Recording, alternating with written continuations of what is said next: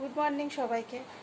সকালবেলা ঘুম থেকে উঠে দেখছি কি বৃষ্টি হচ্ছে, রাস্তায় জল জমে গেছে, বৃষ্টি হয়েই যাচ্ছে। কালকের থেকে এরকম শুরু হয়েছে।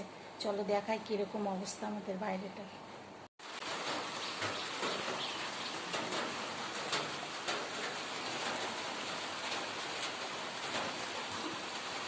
দাদা বৃষ্টি দেখে ইলিশ মাছ নিয়ে চলে এসছে, বলেছে আজকে দুপুরে ইলিশ মাছ খাবে।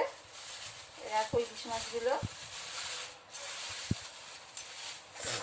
এই যে ইলিশ মাছের পিস, আর দুটো মাথার টুকরো আছে। এই দুটো মাথা দিয়ে কালকে কচুর শাক কাটা ছিল, এই কচুর শাকটা রান্না করব।